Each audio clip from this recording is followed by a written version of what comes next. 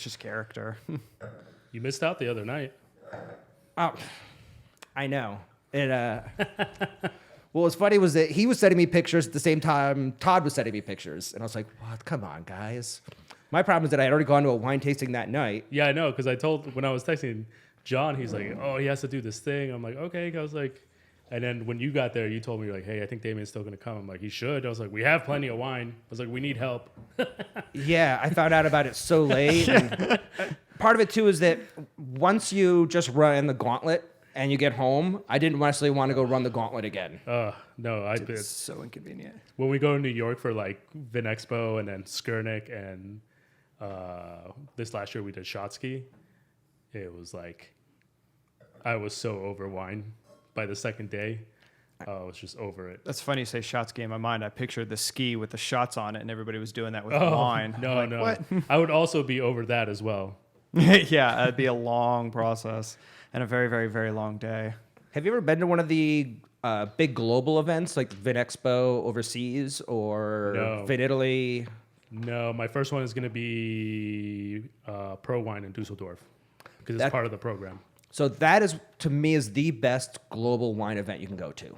It's the one that people take it the most serious. It's not the general public. You know, Italy is a shit show. That's what I heard. Italy, especially the last day they open it to the public. Most of the producers just peace out and leave. I mean, you'll see just empty booths, and you're like, "Can I try the wines here?" Just self-pour. People are spilling stuff on the ground. You hear glasses breaking all on that last day, and it's 4 days, which is kind of long. You know, when you go to ProWein, it's only 3 days, and it's all global buyers. The booths, you actually have time to sit and talk to people. VinItaly, it's just a madhouse. Plus, everybody's all hopped up on all the amount of espresso that you possibly can do while you're there. And that the city of Dusseldorf is actually very easy to get around. The city of Verona has outgrown the amount of people that come there. Yeah. Like, you can't get a room. When we actually stay up in Trento when we did it, and we bus down. It's an hour drive in the morning. Once you kind of get into the city where you're getting where the expo is, it's about a 45-minute wait in traffic just to like get close to the building. I mean, it's brutal. That's got to be a brutal drive back. Yes. That's why we always grab beers for the way back. You'd always hear in the back, because drinking wine all day long. It's funny how much a beer saves your life with those things. Like when the only year, because you can only do it 1 year, the year I did Pinot Camp in Oregon, the first day we did the actual event, I was like halfway through the day, I was like, I would literally kill for someone to give me a Coors Light. Yeah. And we ended up at Van Duzer, and we did a seminar there called Catching the Great White Whale. Like they based it off, what is it, Dickinson's book? Moby Dick? Moby Dick, yeah. And at the end of that, we went up to his tasting room, which is a beautiful view. You can see like the whole valley. And he had a cooler filled with PBRs, and I legitly wanted to kiss him because I was like, you understand what this is like. Like, I would kill for a beer at the end of those things. Same thing, like when Todd and I went to New York to go to Skurnik, it's like, what do you want to drink? I was like, cheap beer. Was that the Barolo one? No, so Skurnik is their grand tour. Okay. So they do it in New York every year. And essentially it's like the entire New York market, Pennsylvania, New Jersey, Connecticut. We actually stumbled like upon profile one or portfolio. Yeah, their entire portfolio. Dang. We stumbled upon it the first year. So we flew out to go do Vin Expo in New York. And the first year we went, we fly out to New York, and our first night was free. So we go out to dinner. We went to Blue Hill down by Washington Park and go have dinner. We're sitting there trying to pick out wine. And I just told Todd, I was like, oh, just pick up something cool, a white and a red. And I left to go use the gentleman's room. And then I came back, and the general manager comes up to the table, and he's like, are you guys from the industry? And we're like, yeah, how'd you guess? And he's like, nobody orders these wines unless you're in the industry. He's like, these are hand sells for us. that's why Skurnik ended up buying and starting their own distributor in California, because it was so difficult for sales reps and people to sell the wines around the country. And a lot of people in California wanted their wines, but the distributors were like, I'm not carrying that shit. Like, nobody knows what that is. It's so tough to sell. Their portfolio is a lot of high acid whites, a lot of grower champagnes. I mean, it's a great portfolio. That's the Brundelmeyers from them. Yeah. I imagine a lot of those. What are those? Is it Special Club is the grower champagne? It's not the only grower champagne, but Special Club is a conglomerate of. Okay. The one that we have up there. Yeah, The Mousset. Yeah, Mousset is one of them. I don't know if that was on Skurnik or not. Yeah. Yeah, so I don't think anybody else imports Special Club, at least not to my knowledge. The only Special Clubs I see are the ones that come out of the Skurnik portfolio. But Special Club is, I believe, if I'm correct, I'm probably wrong, like 28 producers. And essentially, to be considered a Special Club is you have to test it 3 times. You have to Wheel spinning. Yeah, my ESL is kicking in. You have to insert your wine 3 times.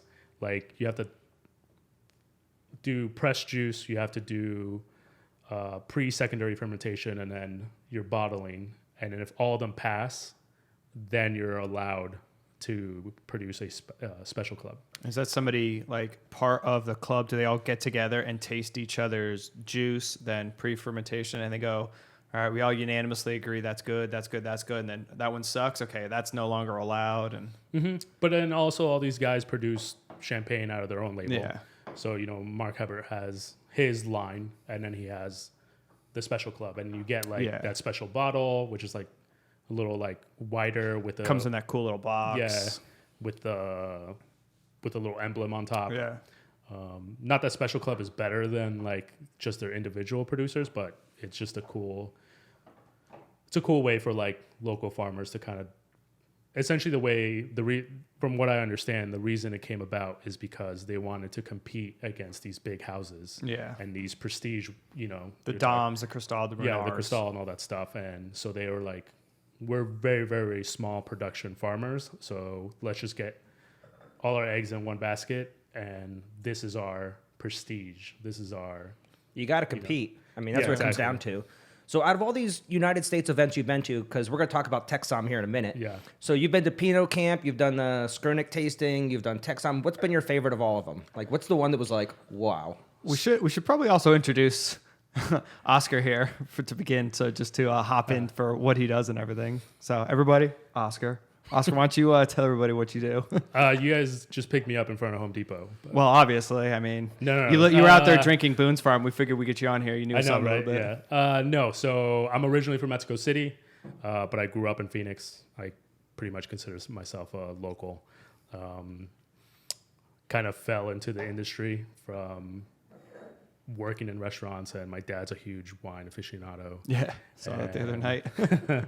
And decided to pursue it, and I'm here now, and in about 10 days, I'm going to be living in France, getting an MBA, so... Got you on the last couple days. Yeah, exactly. Because I've known you now for a while, and you've been at Atlas for, what, 3 years? Yeah, I did 3 years, and then the year before that, I helped them out a little bit with a couple events. Okay. But yeah. That's kind of like what solidified that wine movement going forward? Or was it your dad? It just... it was funny, so... I graduated from ASU with a criminology degree, which obviously I'm using. And then I was going into my master's program. I was applying for my graduate program, and a job fell on my lap that involved wine. And essentially the way I looked at it was, I can come back to my master's if I really want to. I was like, but I kind of want to try this out. I've always enjoyed working at restaurants and the hospitality industry, the beverage industry. So...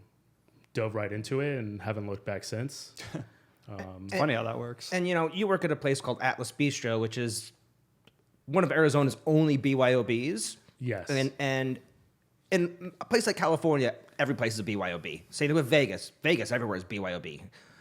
Arizona, we don't have a lot of them, and we have a lot of people that have second homes here. A lot of people have huge wine collections, wine collections that are just insane Ridiculous. quality, ridiculous. Now, you get a chance to drink all these wines on a regular basis. You've probably drank better wines in 1 week at Atlas than most wine people drink in their entire lifetime. I think there are nights at Atlas that we drink better wine than anyone in the United States. Yeah. Easy. I was working next door at AZ Wine, and there were nights I got to drink better than anybody else, and I'm like, I can't believe these people are bringing these next door. You drink wine like you're a Chinese billionaire. Pretty much, yeah.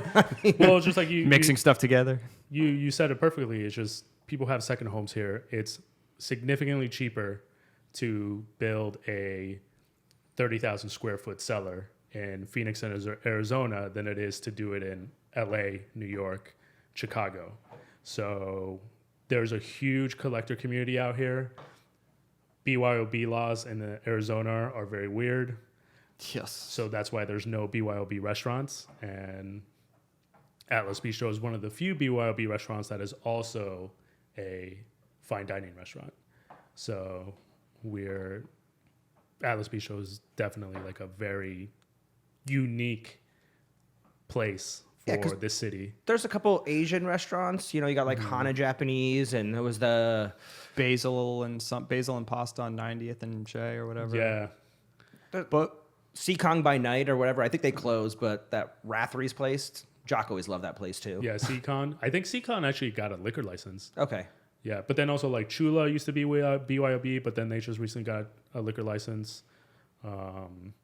There's that French cafe, like in Scottsdale. I think it's like a really basic name, like Cafe Merci or something. Is it in other states they're BYOB and they can also sell? Yes. Yeah, so that's crazy because like out here you can't do that. But it's like New York, it's crazy. Some of the restaurants that we've been to, what they don't allow is you can't bring any bottle that's already on their list. And they also like limit you on the amount of bottles you can bring. Yeah. Whereas like at Atlas, we get people that bring in like 15 bottles. Yeah. You can't really do that like in Per Se or EMP in New York. They limit you to like 2 750 bottles, and then that's it. And their corkage is astronomical. It's usually, $50 a bottle at those places? New York is like average, has to be like $70. That's crazy. California is probably around 30, 40. Oregon's at like 20, So, but at the end of the day, it's just, do I want to pay $1,500 or do I want to pay the $70 corkage? I mean, we've all worked in the wholesale business. We know what wine goes for. We know what the wholesale costs are. And we know how restaurants mark up. And some places go as high as 4x over wholesale. I mean, you sell somebody a wine for $100 a bottle, they put on their list for $400 a bottle.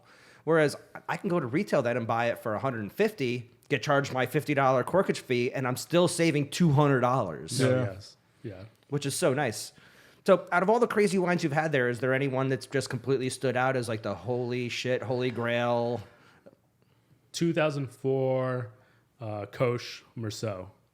It was my first Koch, and it was mind-blowing. Life-changing? It was like, I don't want to drink anything else.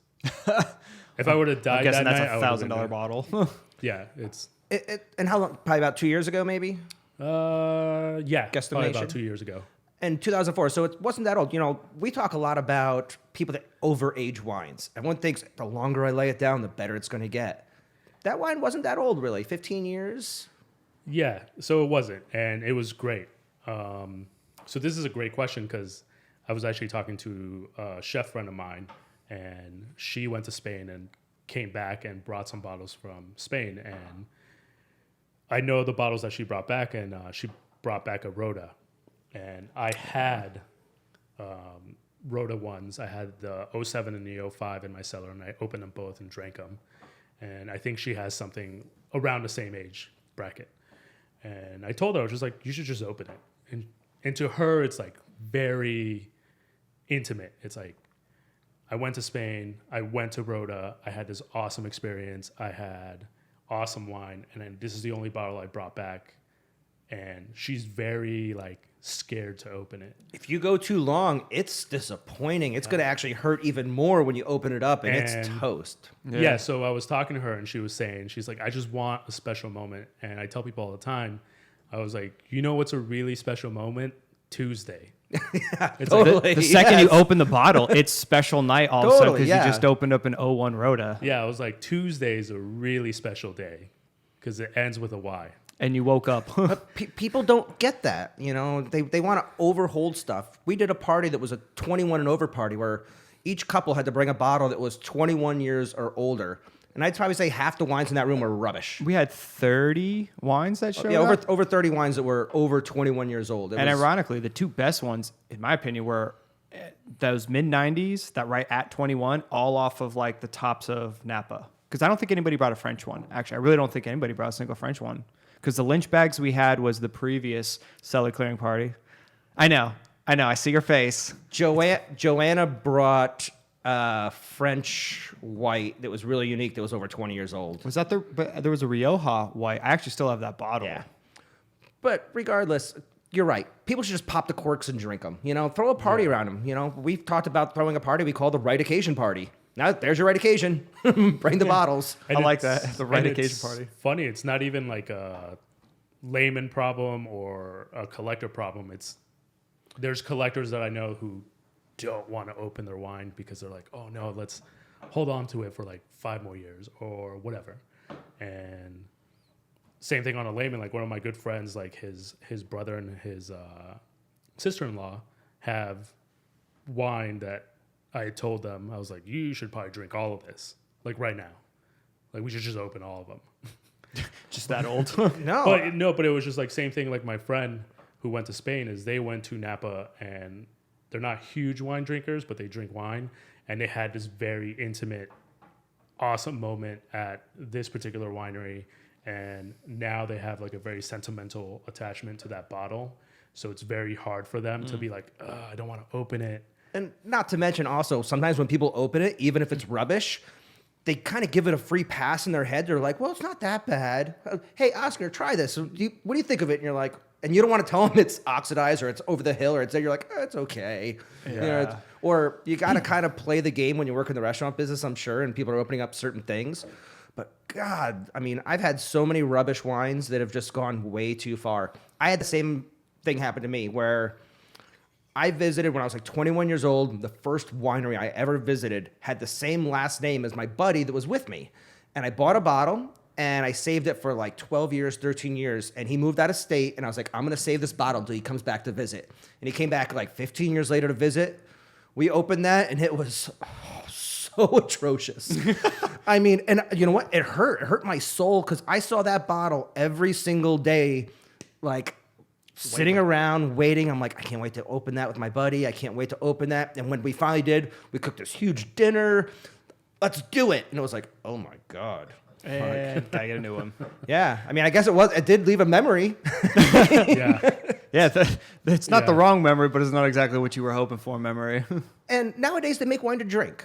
You know, Yes. wines made 20, 30 years ago, you had to maybe age them a little bit longer. Yeah, old Barolos when they weren't using French oak and you had to sit on them. Otherwise, same thing with Bordeaux, same thing with, a lot of these classical regions. And So now, like Barolos were macerated for like 3 months too or something versus like the 15 Some. days now. yeah, I mean, Yeah, it's something crazy. plus you got to remember that they have computers hooked up and analytics all hooked up to these tanks, and they know exactly when fermentation ends to move it over here so it doesn't sit too long. They can stop it. They can keep the temperatures exactly. If fermentation, they want to ferment it at this exact temperature for this many days, they could do that. Where back in the day, they didn't even have air conditioning. They just threw it in a bin and just let it go, and just hopefully it was good. And if it wasn't, hold on to it for 10 years. Yeah. Yeah.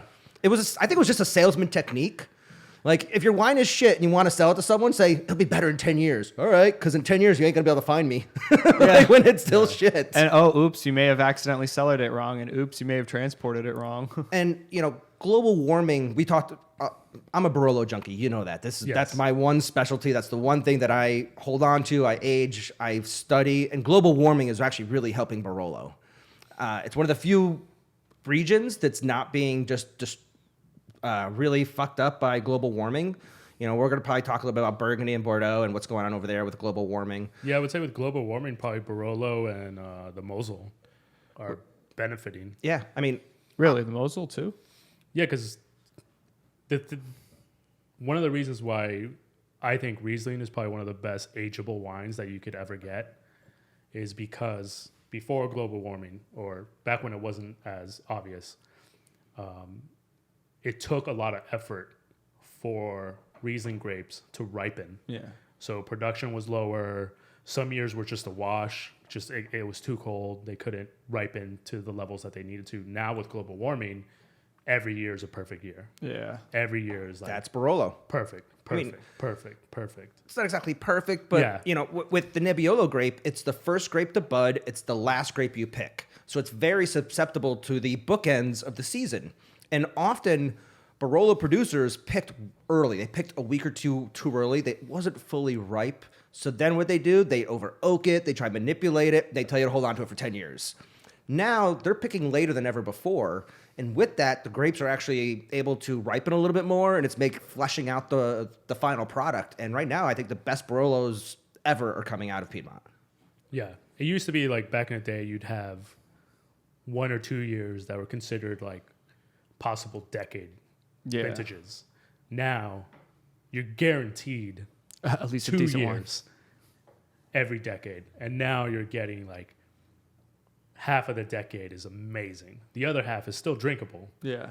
But now like half the decade is like keep it, sell it, or whatever, and it's going to be awesome. But yeah, it's interesting to do the global warming thing. Like when I went to, actually it wasn't at Pinot Camp. They actually had a Oregon Pinot seminar here in Phoenix. I asked that question. I was like, how is global warming affecting growing in Oregon? And they said, you're going to see two things. You're going to see less valley fruit. It's going to go higher elevation. And you're going to see different varietals coming out of Oregon. You're going to start seeing Syrah coming out of Oregon. It's crazy. And there already is Syrah. Like when I went to Pinot Camp, I had this amazing Syrah. And for the life of me right now, I can't think of the producer, but it was awesome Syrah. Was it in the Willamette or like Rogue Willamette. or Umpqua Valley? It was Willamette. Okay. Yeah. There's, I think, around 5 to 7% plantings of Syrah in Willamette Valley already. But they brought that up. They're like, you're going to start seeing different varietals. You're going to start seeing higher elevation stuff. And that's just the name of the game. Yeah. You know, you're not going to see Pinot as much because for anyone that knows anything about Pinot grape, it's very finicky. It's very susceptible to the weather, you know.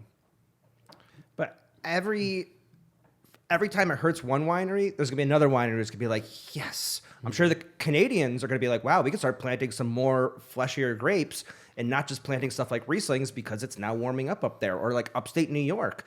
Upstate New York's always been known for really high acid whites.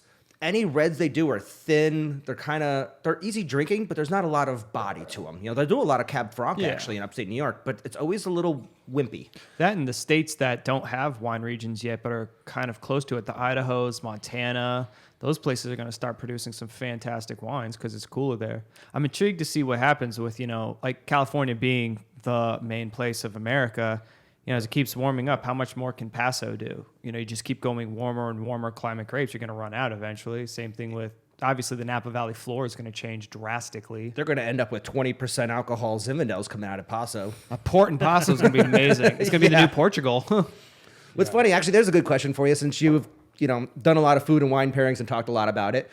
My buddy's doing food festivals. He does he used to do the taco festival. I don't know. Okay, yeah. David down, Tida. Talking Stick. Yeah. So Yeah. he's doing a pizza one, and we're gonna he's gonna come on the show, and we're gonna do talk about wines to pair with his different festivals. So pizza's easy. French fries. What would you pair with French fries? Fuck. I'm telling you. Here's the thing, though. Like not like What are we truffle talking? fries. We're talking Okay, about, like, steak Belgium. fries or We're talking about Belgian fries, or we're talking about McDonald's. Like Belgian fries is like triple cooked, perfect texture, blah blah blah blah blah. I would pair like a Beaujolais with that. If it was like McDonald's, I'd pair like something out of a can. no way. Do you know who turned me on to this? So McDonald's French fries and champagne. Unbelievable. I can see that. It is KFC so damn or, good. Canes or Lolos with champagne. So Yeah, fried chicken with champagne is like a huge thing right now. Yeah. totally. I will say the fried as foods. As a disclaimer, as being a somm, I fucking hate food pairings. I get it. So Yeah, everybody's constantly probably asking you, what goes with this? And you're like, dude, Tuesday. That's what goes with that. So their last festival that I've been trying to think about what wines to talk about, he does a donut festival. So you can't do sweet with sweet. I mean, you could, but it'd have to be high acid, like that. yeah, anything from the Mosel, Alsace, Tokai, I think would be awesome just because of the high acid. Yeah, it's I wouldn't do port. I wouldn't do Sauterne. no, because it becomes cloying at that point. Madeira would be an interesting pairing with donuts. Really? Yeah, because Madeira is like significantly more high acid than compared to like port or sherry. I even said to John earlier, I was like, maybe if we just went with a super, super jammy Zinfandel or like a Shiraz, because it could be the jelly inside of a donut.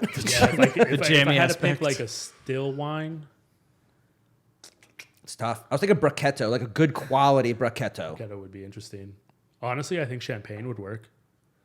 One of a dinner that I did at Atlas years ago with Robert Foley, this is when Josh was the chef there.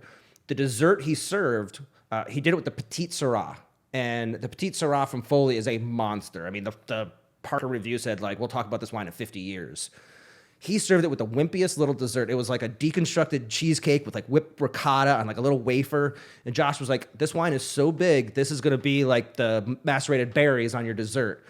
And I was like, it's not going to work. There's no way. There's no way. The winemaker hated it.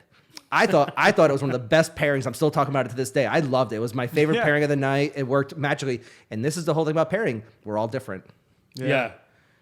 And it was funny. So talking about pairings and talking about all these conventions. So last year I went to TexSomm and I did a Tokai seminar. And the lady who was speaking on it, randomly, obviously it's in Dallas, Texas. I'm going to cut you off for 1/2 second. Are you talking Friulano Tokai, like the old name Tokai, or you're talking Tokai like the 5 puntos? Or whatever it is, the 5 Hungarian 5 puntunos and all that stuff. Okay, good. So, continue. I just wanted to clarify that. No, because 100%. My brain still thinks Friulano is Tokai, and the laws changed on that. Like Yeah, exactly. 7 years ago, 8 years ago. They fought forever Yeah. for it. All right, so TexSomm. Yeah, so she was doing a sweet Tokai seminar. And so for those that don't know, TexSomm is in Dallas. Obviously, Texas barbecue. Yeah. They go hand in hand. So she went to a barbecue restaurant like the night before, or the day before, or whatever. And somehow had the epiphany that barbecue sauce and Tokai would make a great pairing. So she bought some barbecue sauce and brought it back and just had this mind-blowing, experience. So she then handed out barbecue sauce to all of us, and like everyone in the room's like, barbecue sauce and Tokai? Like that's weird. That's like, whatever. And we get like a little demi or a little ramekin of this. And she's like, you have to try it. Just listen. Don't put anything in your head. Just try it blindly and see and tell me what you think. And it is hands down one of the best pairings I think I've ever had. It worked so magically, but it made no sense. Maybe it's the vinegar, because barbecue sauce have a lot of vinegar, and the vinegar counterbalances like all the sweetness in the Tokai. I don't know. I'm not a barbecue expert, so I don't know what the Texas style barbecue. I know some of them are like ketchup based, and some of them are vinegar based. I'm assuming it's vinegar Based. Yeah. I think like Kansas City's like ketchup based. I might be wrong. There's like 4 styles That's of like their salsa. barbecue sauces. Yeah, there's like St. Louis and like all these other There's regions. rubs. Yeah. Yeah, so it tasted like a vinegar-based barbecue sauce, but it was amazing. It was one of the best pairings ever. That's so And funny. if I ever do like a barbecue wine pairing dinner, I'll know exactly what I'm picking. Tokai. And everyone's going to look at you funny too. When Yeah, you try everyone's to do going to be it. like, you're crazy. Like one of the restaurants I used to work at, I had to do pairings every night, and we did this white truffle risotto. And if you haven't had white truffle, the biggest difference between white truffles and black truffles is white truffles are significantly more aromatic. They're more potent. They're more in your face, hence the price. Yeah. That one you guys did that one night. I could smell it 100 yards away for the entire night. Exactly. It's like a homeless person from Portland. You just smell them from miles away. And There's some truffle farmer cringing right now that you said that. They And don't smell like truffles, Damien. No, I know. And it was really rich, and it's really hard to pair very rich, potent food. And I had nothing. I was like eating the risotto, and I was just like, I got nothing. And randomly, I was sitting on this white wine from northern Italy. I can't remember the producer or even the variety. It was like this weird one that I just randomly bought because I thought it was great. But nobody was selling it. It was nobody was buying it at the restaurant because it's a very acquired taste. It wasn't like a classical Italian white. It was unique. You know, you're not going to get anywhere else. You have to kind of like just take it for what it is. And it just clicked for me. And I was like, that's perfect. I was like, they just balance each other out. So I put it on the menu. And I would say about 90% of the people that I served it to would taste it and then call me back and tell me they hate that wine. And I would be like, I understand that. I was like, but you need to have it with the food. I was like, save your wine, wait till the risotto comes out, taste it with the risotto, and if you still don't like it, I'll get you something else. I was like, but I'm telling you, you need to have it with the risotto. And again, about 90% of the people would then call me back after they got the risotto, and they're like, this is the best thing I've ever drank and eaten. And like, it works perfectly. He's like, I would never have this wine by itself, but it works perfectly with the risotto. I'm picturing like a real nutty kind of a wine. Do you remember which one it was? So it had a semi-nutty note to it. It had salinity. Like it had oxidized. almost like a bitterness to it. And I can tell you what the label looks like. Oh, just long since left. Yeah, but other than that, it was like this random producer from northern Italy of this random wine that I doubt even comes into Arizona anymore because I'm pretty sure nobody bought it. Yeah. And sold Italian wines for years. It's pushing a rock up the hill. That was like that one you had for, what was it, Sardinia? Or, not Sardinia. Corsica. The general one that we had the other night when we were drinking. The Capucci or the Tucci. Capitucci? The one that Jacques brought? Yeah. Yeah. Because I was like, it looks like James Taylor with long hair. I'll show you a picture later. And it had Tucci on it. And I was like, oh, like Stanley Tucci. I remember it that way. But it's also like that bottle. It's a great bottle of white wine from Italy, but it's also like $70. Yeah. Nobody spends $70. It's a French Italian wine too, white which is what's crazy about it. It's very common though that with a lot of the Italian wines, the acidity throws people off, and a lot of those Italian wines don't make good cocktail wines. They make great food wines. Simplest one is Chianti. There are Chiantis that you could drink on their own, but they're always better with food. Mm-hmm. That's why whenever you go to a wine tasting, when you're tasting wine at any Italian booth at VinItaly or ProWein, they're always going to serve you prosciutto, sopressata, capicola. They're going to have something for you to have with it because you have to. That acid is racy. I mean, and it turns people off sometimes. No, yeah, they're not. I think some of them are like, you can sit down and drink a whole bottle by yourself. But I would say a lot of Italian whites are just, you need food with them. Mm-hmm. Yeah. I would say even like a lot of Italian wines in general, red or white, you kind of need food with them. Like besides Piedmont, I think Barolos. Well, they've been doing this for thousands of years. They clearly know what they're doing. They're no longer really swinging for the fences for scores and what they can quickly sell. Even going back to like food pairings, people were like, oh, what should I pair with my Barolo? I was like, I don't know. What would you eat at an Italian restaurant? Yeah. Like, honestly, though, even the region of Piedmont is actually going outside the box and doing some really, really fun stuff. I mean, you're seeing a lot of Chardonnay come out of there right now. You're seeing Rieslings. The Rieslings, one of my favorite producers in Doliani, who also makes Barolo, just bought this whole new vineyard. And what he plant? A ton of Riesling. And he is killing it. His Riesling, fantastic. No, yeah. What's the first one we're drinking? Yeah. So this is Ente, Village level Chardonnay. So Bourgogne. One of my favorite producers. He has another brother whose wine is significantly more expensive, which I could not afford. So most Burgundy? Yeah, exactly. But his stuff, like especially the entry level stuff, is really affordable. Super high quality, high production standards. This is I real love tasty. his labels. His labels, I think, are awesome.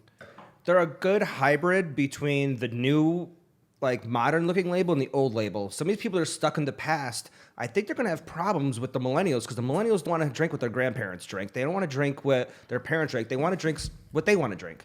And if you're adapting and doing something fun but still staying true and classy, they're going to buy it. But some of those labels that look like they're from the 20s, I don't think a lot of younger people want to buy them. They buy it based on labels a lot.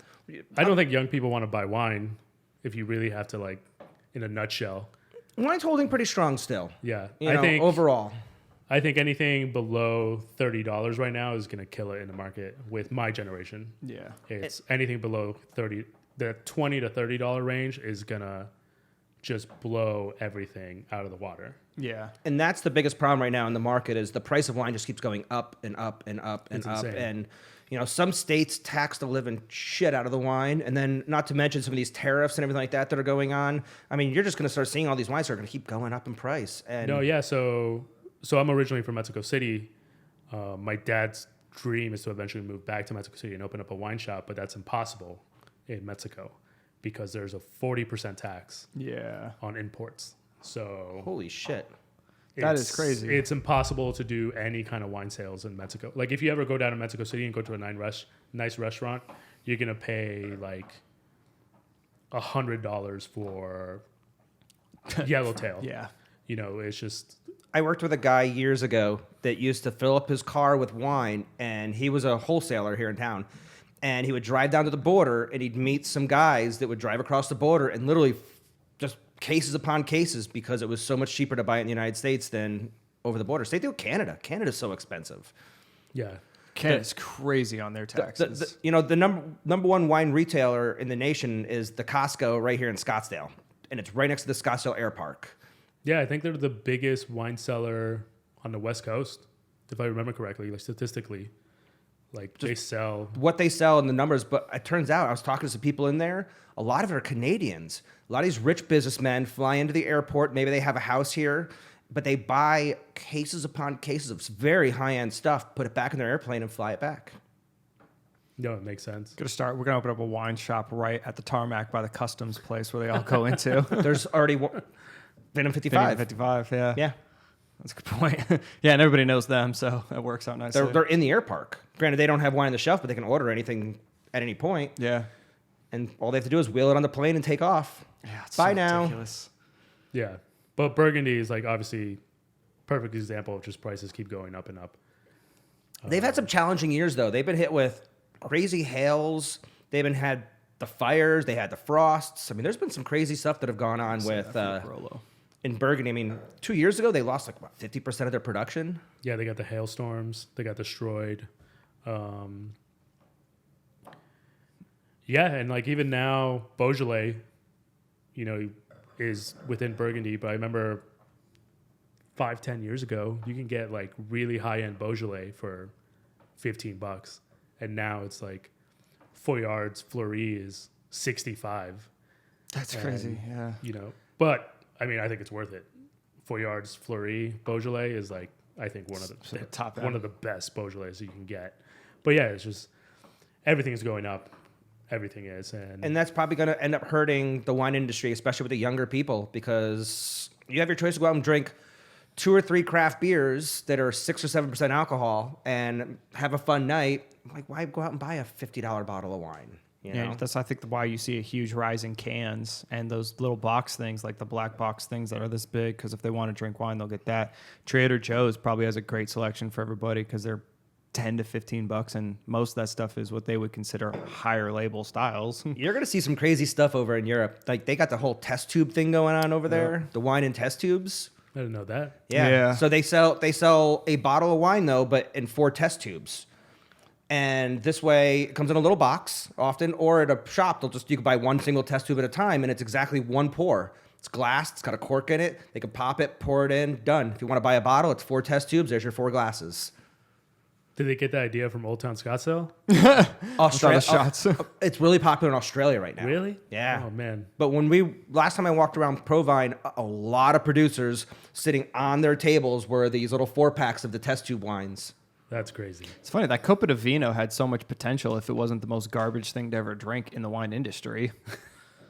But You can say that with like tap wine. Like, Yeah, all the keg wines. yeah, when I opened a restaurant back in the day, we had keg wine, and my options were nothing. Yeah. It was literally nothing. Like, I think I had local Arizona wine, which we had on the menu, and then I had 2 other taps that I needed to fill, and I had maybe combined across all the distributors 15 options. And now People have pertainers, Yeah. and they have the plastic, disposable, crushable, And now recyclable there's, like- ones. Or here we have a distributor in town that kegs all their own wines. They Yeah. have a kegging facility, so they Yeah. buy giant 1,000-liter bladders and keg it also, and they do good stuff. Yeah. Yeah, Well, there's so now much it's so bulk much wine different. out there. Yeah. Yeah, but it was crazy. So it was funny, like how there's a paradigm shift. I remember I had a table, so we had keg wine, and on the menu, like, it doesn't say keg wine. There was just a little star, and on the bottom it denotes that it comes from a keg. So this table ordered a bottle of it, and it comes in a decanter. Obviously, we don't put it in a bottle. So they got the bottle, they drank it, they loved the wine. I was managing this restaurant. My server comes to me and she's like, "Hey, can you go talk to this table?" I was like, "Yeah, what's up?" And she's like, "They want to talk to you about the wine." I was like, "Is there something wrong with it?" And they're like, "No. They like They want to see the bottle. paid the bill, whole 9 yards. They just want to talk to you about the wine." I'm like, "Okay." So I go over there and I'm talking to them. I was like, "Oh, hey, like, heard you guys had a question about the wine." They're like, "Yeah." We're like, "We didn't know this comes from a keg." And I'm like, "Yeah." I was like, "We have 4 wines by a tap system." I was like, "We have this special kegerator that is specifically built for wine. One half of the keg is for whites and the other half is for reds." And I was like, "How was it?" And they're like, "We really like it, but we want to take it off the bill." And I was like, "Why's that?" And they're like, "We wouldn't have bought it if we would have known it came from the keg." I was like, "Did you like the wine?" And they're like, "Yeah." And I was just like, "So why wouldn't," I was like, "Would you come back and order it again?" They're like, "No, because it doesn't come in a bottle."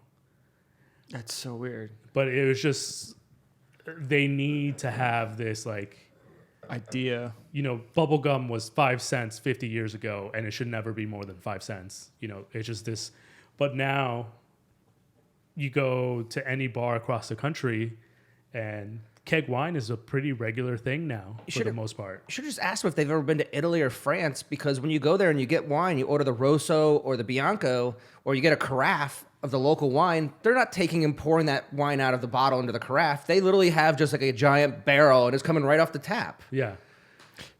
So I'm like thinking of like situations I work with. I had listened to a thing on in Germany. They're having a huge problem with bottles because they recycle a lot more. And they were talking about bringing in cans, and then they were interviewing some German people. And there was like an NPR thing, and they get offended by people who use cans. So like, we don't want cans. We want glass bottles. They don't want to switch to cans at all because they think it's cheap. And I get the perception of, keg wine being cheap, even though there's such high quality out there. It's such a weird perception of what people have and like what reality is sometimes. Because at first it comes out of a tree, like you're putting it in oak barrels. And then it goes into a glass bottle, but you're fine with it being out of a glass bottle, or out of a tree, and then not the actual keg that it was going to be put in. But even bottles back, if you go back far enough, was weird. Probably wasn't even glass. They probably used like those like leather pouches and just shoved it into there. Back in the day, they used to just, you would go to your local wine merchant and carry your jug, and you go there and they fill it for you and you pay it. Yeah. It was never these 750 milliliter bottles. It was I'm assuming even back in those days, people were like, "Why are you buying bottles of wine?" Yeah. So who do you think weird. started that trend? The whole romance of uncorking a bottle and Was it pouring Thomas it. Jefferson? You got me on that one. Yeah. I heard a story that like Thomas Jefferson purposely didn't want to ship wine to the U.S. in barrel because he was afraid of theft. I remember this story. So he asked the producers to bottle it and cork it, because if you ship it through barrel, the sailors would just open it and drink it, and just add water to it. Yeah. And thin it out. So he was afraid of theft, and then Makes That's sense. interesting. Yeah. That's so I crazy. don't know if that's Of course, true. it's America that changes the whole game. But that's still very common over in Europe, where you see the old man walking up the street with a jug, and he gets to the winery and gives them the jug, and they just fill it up. I mean, I'll never forget the one time I was around Verona, and this guy comes walking up the street with looked like he ran out of gas. It looked like 2 gas jugs, and they literally have what looked like a gas pump. Like you pull it out, the old school's like ding, ding, ding, ding as it's filling up the gallons, and he fills up his 2 jugs, pays his handful of euros, and little 80-year-old man goes walking up back down the street with his like 10 gallons of wine. God, I love that. Yeah. But I mean, you could say that about Stevlin enclosures 20 years ago.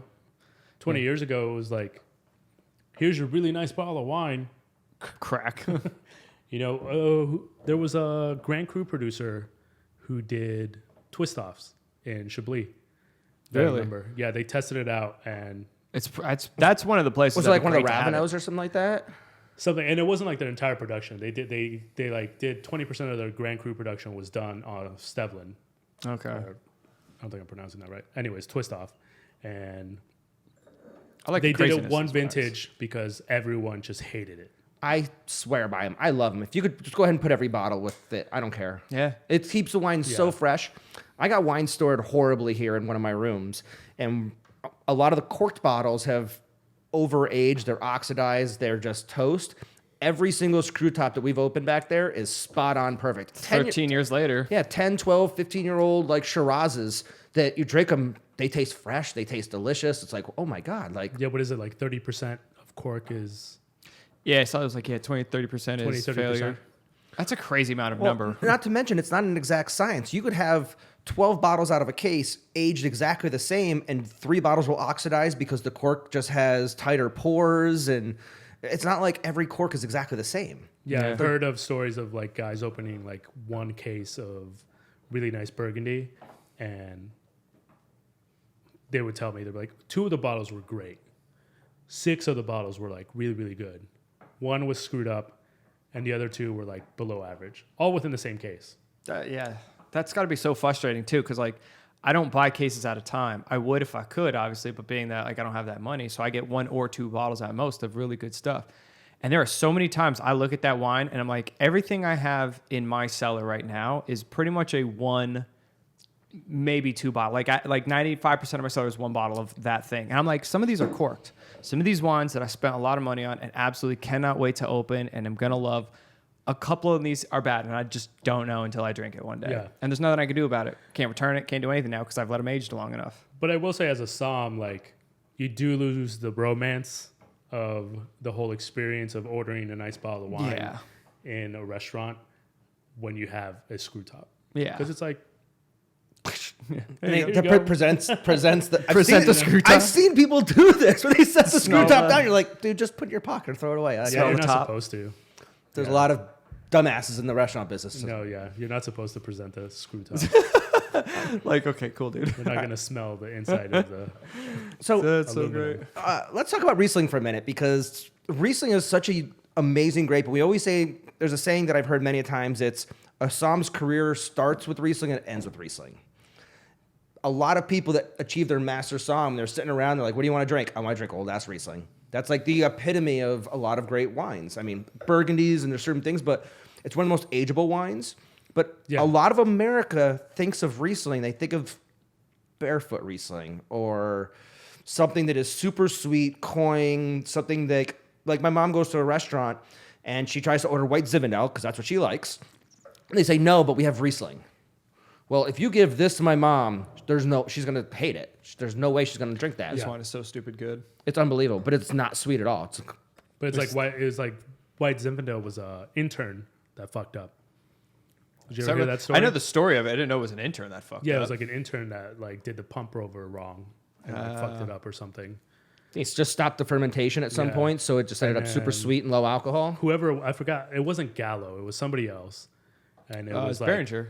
Yeah, it was Behringer. Behringer. And then they said, fuck it, let's try to sell it.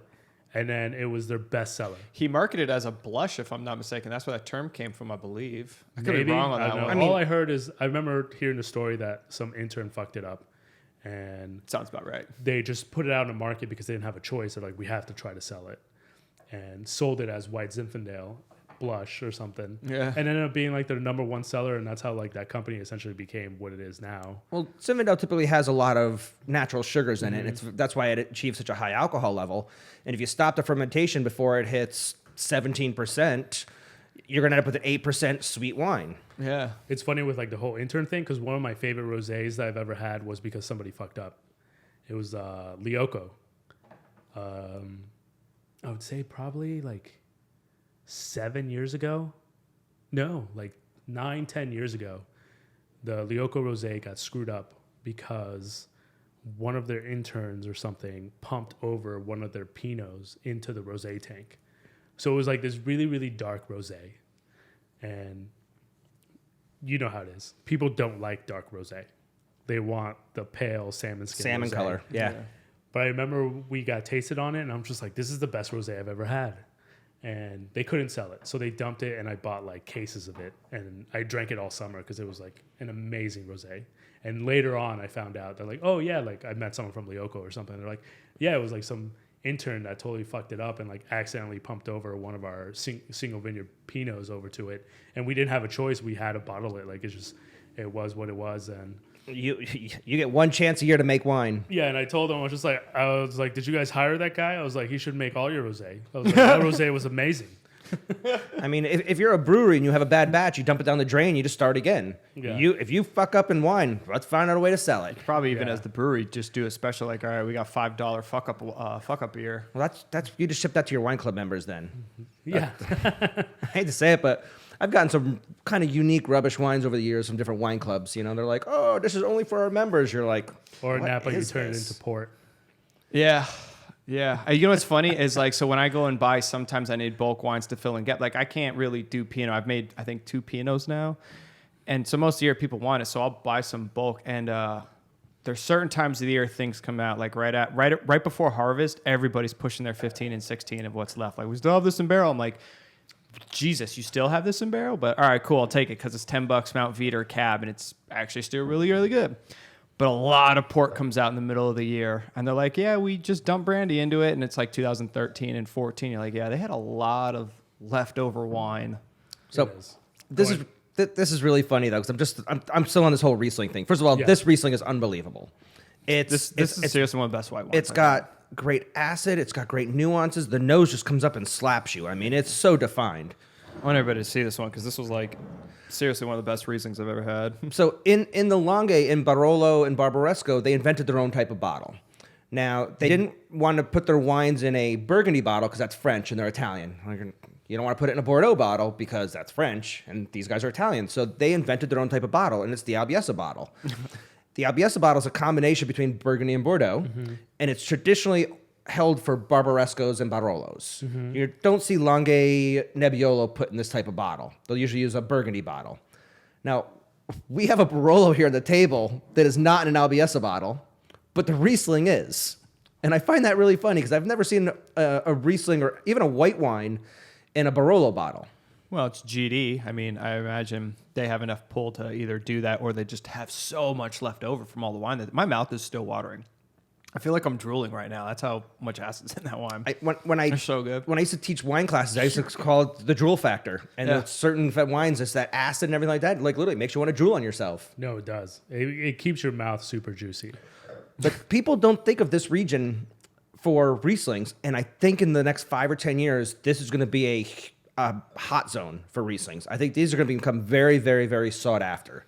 The few that I've had have blown me away. Caviolas, Pecaninos, this GD Vajra, like every one of them, I've been like, holy shit. Pecanino's doing Riesling now? Yeah. Dang. That's the Doliani producer I was talking about. Yeah, That bought the Orlando. hill and yeah. Yeah. But yeah, going back to your statement about like a Somm's career begins with Riesling and ends with Riesling. It's a really true statement because I think Riesling ages significantly better than any other grape out there. Better than Burgundy, better than Bordeaux, better than Napa, better than Do you know anything. why? Do you know why that is? You're I smiling don't. as a The joke. closest thing I've ever gotten to someone explaining me that is Dr. Lucen. So I did a seminar with Dr. Lucen, and he explained Riesling aging as a 2-tier system. So the way he explained it, he's like, Riesling gets good, and then it plateaus. It hibernates. It goes to sleep. You get about 5 years to 8 years where it doesn't do anything. It doesn't get bad. It just it doesn't do anything. And then after that, it goes back up again. And that's Riesling. Whereas like Burgundy, even Barolo or Napa, really good Napa Cab or Bordeaux, it's always on a bell curve. It goes up, it hits its peak, and it goes back down. Whereas Riesling doesn't do that. And the reason he said this is because he's like, a lot of people, hit that plateau and they're like, oh shit, it's going to go bad. So then they drink it or sell it or whatever they do.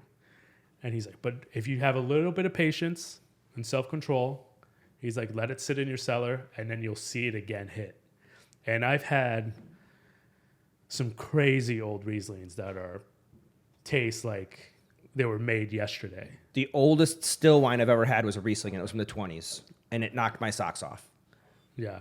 It just has a perfect combination of sugar and acid, or just acid? So acidity is the most important thing when it comes to aging wine. Yeah. A wine that has no acid falls apart. Warm climate Chardonnays are dead in a year. A lot of these wines that just Dead on arrival. And you need to have natural acidity. You can't acidify your wine and try and fake it. Yeah. So that's why the cheap wines that maybe have that acid are still dead in 2 or 3 years because they're just acidifying it. And you need the right acid. Yep. I think that's the other thing So that people don't realize. Riesling is literally one of the highest acid grapes on the planet. That's why they leave it sugar in it. That's why they stop fermentation and they leave it sweet, because bone dry Rieslings will take the enamel off your teeth. I mean, they're so acidic, but they age so gracefully with all that acid in there. And that's why often, like the Brunnemeyer, after 15, 20 years, that wine is just hitting its stride. Yes. Do they make sparkling wines out of Riesling? Sekt. Like I know Sekt is that, but is it a Riesling that they use? Yeah. Yeah. Yeah, they're sparkling Riesling. That'd probably be really fantastic. I've never had like old sparkling Riesling. Me either. It's not like they're going to bring that into America, though. Like I maybe like one importer has a couple cases. If you're lucky, it's not coming if to it Arizona. it exists in like New York. Well, you're lucky. All right, so you're about to go to Burgundy for your MBA. MBA. So what exactly are you doing over the next 2 years? Because obviously now you get a chance to be in the heart of all of this, so you can take a train to Mosul or up to Champagne or wherever and try all this stuff we're talking about. Yeah. But so you're there in 10 days or whatever. And so what is it that you're doing over there? So essentially it's a Burgundy School of Business, and it's located in Dijon, which for the people who don't know, Dijon is in Burgundy. And this isn't So where Somm or mustard comes from WC. there, right? Yeah, mustard. Dijon mustard, specifically. I'm not blown away by that, but I feel really stupid for all of a sudden that light bulb turning on. Oh, yeah. I was like thinking Dijon clone. I was like, yeah, the grape, right? Oh, no, mustard. Oh, fuck. But yeah, so it's funny. So a couple of my friends like started their master's programs.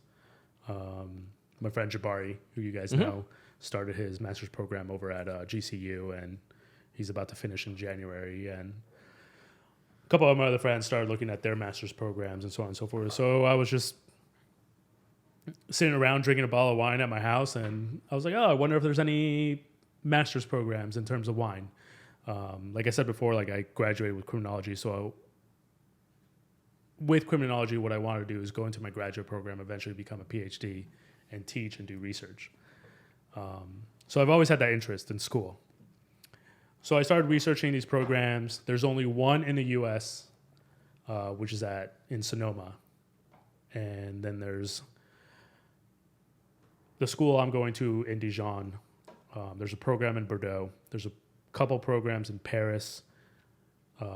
Another couple programs in Milan. And that's about it. And then I'm assuming, Austria is another big one. Okay. There's a couple programs in Austria. And I just decided to say, fuck it. Get up and do it. Yeah, I applied for it, did my interview, and a week later, I got an email saying I got accepted, and I was like, all right, cool, now I got to move to France. So is this program wine-focused at all, or is it just that you're in wine country and you're getting your MBA in some other field? So the specific MBA is wine and spirits. Awesome. There's enology involved, viticulture involved, deductive tasting involved, but that's very minimal. What it focuses on is portfolio management, import, exports, market penetration, market strategy. The global trade. Yeah, the global trade. About a third of the program talks about China.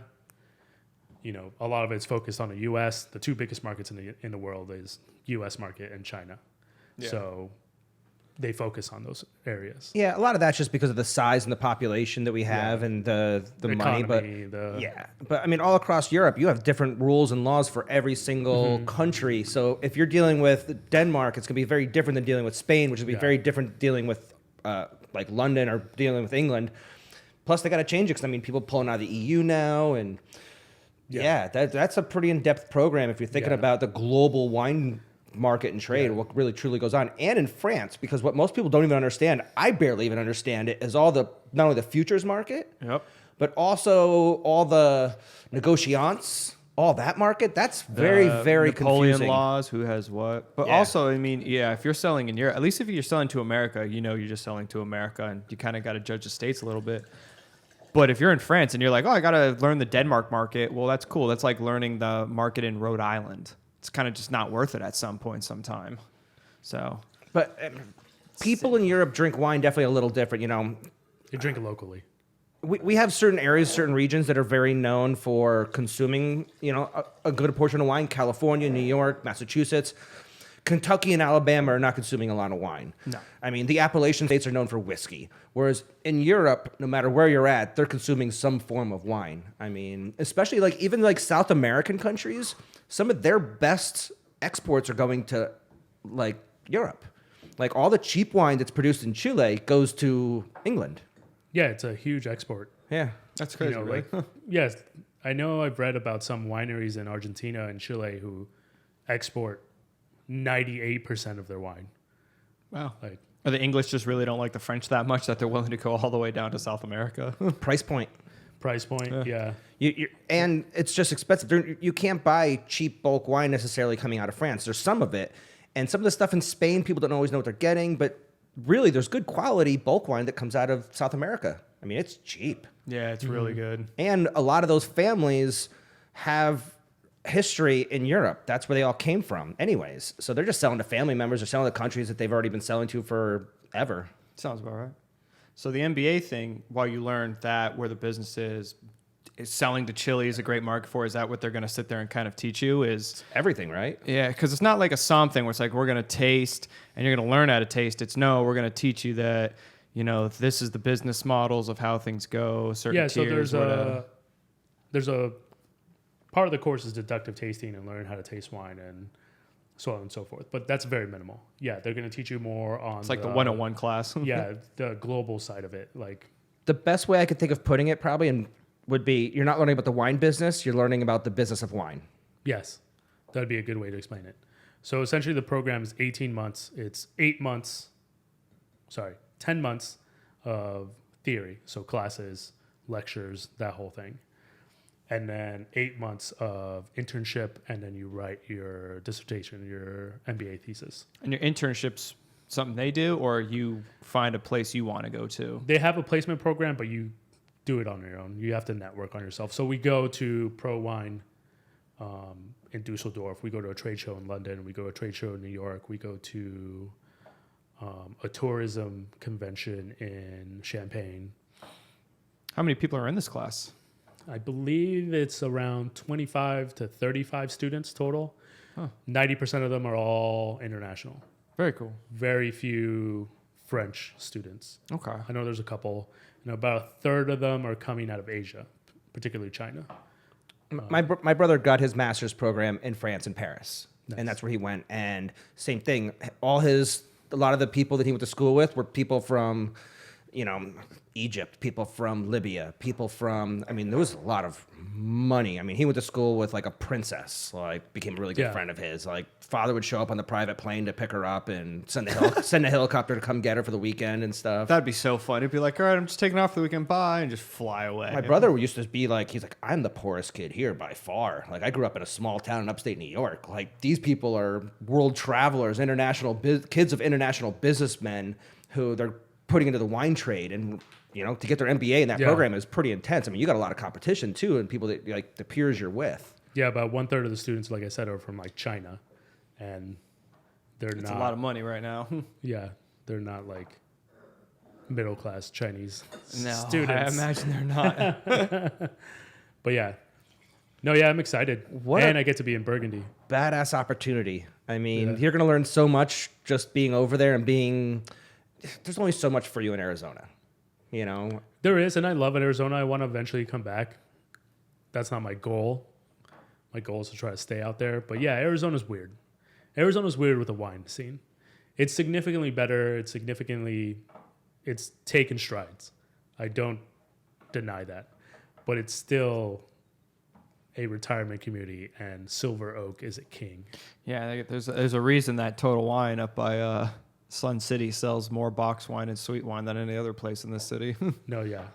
Rumbauer and Silver Oak rule this town. Dude, no joke. It's funny because the closer you get to North Scottsdale, the more you start seeing Silver Oak and Rombauer by the glass on the menu till you like get up there. It's It's crazy, yeah.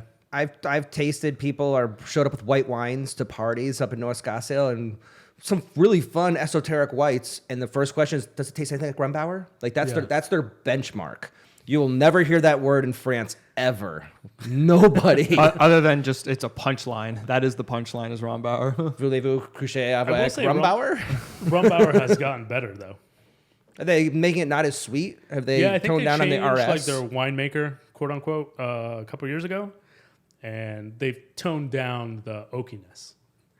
I have no. I mean, It's- if you take off 10%, that's toning it down. I have no problems with them. I really don't. Yeah, It's they do- people they have a enjoy it. niche. People drink it. Like I'm never gonna dog on anybody. Once again, I have a mother that drinks nothing but Beringer White Zinfandel, so I can only talk so much shit about what people drink without being like, well, my mom still drinks the pink stuff. Yeah. No, I mean, to I'm me- gonna dog on it. I'm just not gonna like say it's. I don't hate it. It's just not my style. Yeah, I'm happy. but I'm people are definitely gonna drinking- make fun of some I'm just things. happy people are drinking wine. I don't care if it comes out of a box, a can, a test tube, a Rumbauer, a I've slapped a bag a few barefoot. times. Yeah, like it doesn't matter. I'm People, with you on that one. Like, to me, I don't care. Nope. Like, if you want $5 bottle of wine from Trader Joe's or Rumbauer or wherever the fuck it is that you want to drink, I honestly don't care. Yeah. Whatever you want to drink is what you want to drink. what If makes want- you happy? Yeah, what makes you happy? If you want to put ice in your red wine, at the end of the day, that's your wine. Like, I'm not going to force you to do anything. Like, Yeah, I you- cringe a little bit, especially, like, I've seen a guy put ice in Sasakai. Oh, Like, I cringed, but at the end of the day, he Alright. bought it. Like, I can't. I was like, do you just drop, $300 to $500 on a bottle of wine and then you put ice in it?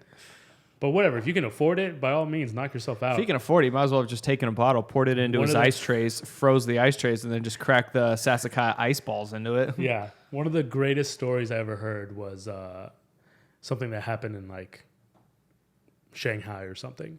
Anyways, the Chinese market is very like obsessed with labels, and I got told this story by a friend who said he went out to a restaurant out there, high-end restaurant, stupid money, crazy wine list, crazy.